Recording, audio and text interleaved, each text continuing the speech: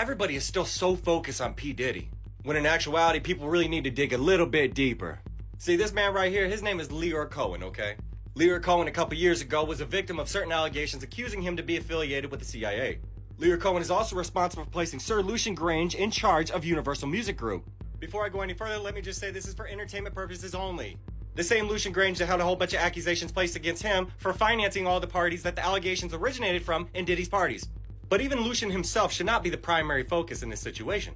Leroy Cohen is an American music industry executive and entrepreneur, okay? He's been actively involved in hip-hop at various record labels for more than 30 years. He started by managing rappers for Rush Productions, then led Def Jam. After Def Jam, Cohen took on a leadership role at Warner Music Group. Now, why is Warner Music Group important, might you ask? Well, in the year 2012, a mere 232 media executives in the US were responsible for controlling all avenues necessary to manufacture any celebrity and spark any trend. Time Warner, as the owner of Warner Brothers Records, could not only sign an artist, but since they are also owners of Entertainment Weekly, they can also put an artist on the cover of magazines by next week. BET and MTV are owned by Viacom, okay? When ownership of these mass media conglomerates is cross-checked with the biggest names in private prison ownership, things start to get more than a little fishy. And here's why. In 2021, CoreCivic, formerly known as Corrections Corporation of America, the biggest name in the private prisons industry, contacted 48 states offering to buy their prisons. With only one requirement of eligibility for the deal to take place, okay? An insurance by the agency partner that the agency has sufficient inmate population to maintain a 90% occupancy rate over the term of the contract. The largest owner of CoreCivic, formerly Corrections Corporation of America, is Vanguard. Vanguard is the #1 largest holder in both Viacom and Time Warner. Vanguard is also the largest holder in the GEO Group, the second largest owner of private prisons in the entire USA. But what if I told you this is way bigger than just hip-hop? For example, some of Cohen's closest associates have included his longtime friend and business partner Russell Simmons, Jay-Z, of which I have a video upon coming very soon, music executive Julie Greenwald, John Bon Jovi, and of course Kanye West, who dubbed himself the Leroy Cohen of Dear Home on a 2010 recording Devil in a New Dress. Now before I go any further, okay, I want to be able to connect the dots easily for everybody. Lucian Grange in himself is a Sir by virtue of being knighted by the Queen of England in 2006 for services to British business and inward investment, as well as his accomplishments in the music industry. Do keep in mind he's worked with the likes of ABBA, Drake, Elton John, Jay-Z, Katy Perry, Queen, Rihanna, the Rolling Stones, Sam Smith, U2, and even Amy Winehouse. So his involvement with the music industry in itself is very diverse. And do keep in mind all these artists were transferred over from specific record labels that were owned by Leroy Cohen at the time. Now this is why it's interesting, okay? I'm not going to lay claim to any of this being true, but I just want everybody to read this specific paragraph, okay?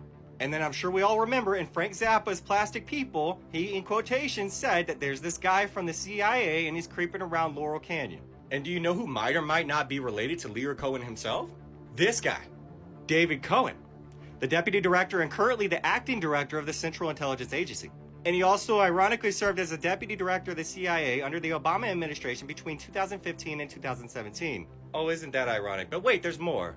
Were you aware that Jim Morrison, Frank Zappa, Papa John Phillips, and David Crosby were all children of high-ranking members of the American military? Or that the Los Angeles neighborhood of Laurel Canyon, one-time home of all the above, was also the location of the Air Force's 1352nd Photographic Group? And these factoids, like they state, might not mean much to you, but according to the late conspiracy researcher David McGowan, they indicated a military psyop. And a lot of people might know about David McGowan's story, but what they don't know is if you do a little bit of connecting the dots, you might end up with a map like this.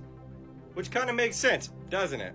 But McGowan claimed that the hippie movement in the 1960s was conceived in a government lab somewhere as a way to defuse the national anti-war movement. Now do keep in mind the Black Panthers themselves were involved in this movement. Do you know who Tupac's mama was? Oh yeah, I'm sure everybody's starting to connect the dots just a little bit easier, huh? Just know Tupac in himself had a lot to say before he was, in quotations, murdered. And I'm sure all that truth will come out with Diddy's case. But even if he doesn't, I'm sure we all know the truth anyway. But supposedly the plan was simply put to hook the kids on rock music and hard drugs, taking their minds off of the revolution in the process. And perhaps the individual most emblematic of this scheme was Jim Morrison. Morrison essentially arrived on the scene as a fully developed rock star, complete with a backing band, a stage persona, and an impressive collection of songs. And John Coleman, someone that was associated with McGowan himself, in the tradition of so many conspiracy authors, claims that he first found out how the world really works while serving as an agent of Britain's Special Intelligence Service. And after he got out, I can't mention these names, but it's clear he had a big mission, didn't he? Trying to expose specific agencies that were secretly running the world on behalf of the Queen of England. Oh wait, who knighted Lucian Grange? You starting to put the puzzle pieces together? He labeled this plan the Aquarian Conspiracy. As he stated, nobody would have paid much attention to the motley crew from Liverpool and the 12-Atnal system of music that was to follow had it not been for an overabundance of press exposure. The 12-Atnal system consisted of heavy repetitive sounds taken from the music of the cult of Dionysus and the Baal priesthood by Adorno, and given a modern flavor by this special friend of the Queen of England and hence the Comedia 300. Wait a minute, the Comedia 300, why does that sound familiar? Oh yeah, back in September 2012, Cohen resigned from Warner and started his own independent label called 300 Entertainment, people. And on September 28, 2016, Cohen was named YouTube's global head of music. So this man has his hands in quite literally everybody's pockets. And isn't it ironic that Cohen himself worked with the Beatles? Now, as you can see here, like Coleman stated, supposedly Tavistock and its Stanford Research Center created a distinct new breakaway, largely young population group, which was persuaded by a social engineering and conditioning to believe that the Beatles really were their favorite group. And while McGaw and Coleman don't presumably tell us precisely who's responsible for this plot, it does imply that it's the same military-industrial complex that escalated during the Vietnam War, getting a major assist from Jim Morrison's father, Admiral George Stephen Morrison.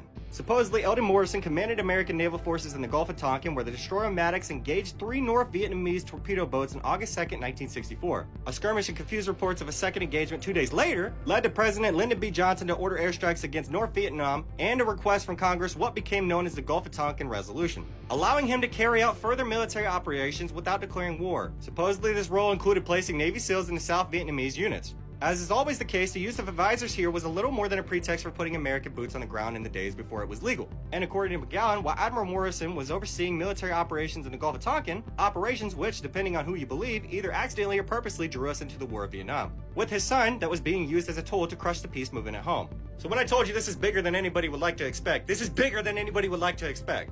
And isn't it a tad bit ironic that Obama himself just recently has had a secret meeting with none other than Britain's Prime Minister? So when I say what goes around comes around, I mean it. And everybody should start researching into matters for their own, because everybody seems to be still focusing so much on Diddy right now. Not that Diddy shouldn't be condemned for his actions, but come on people, you need to see the bigger picture. And that bigger picture might involve the fact that hip-hop itself might just be a facade, filled with frequencies to convince you otherwise.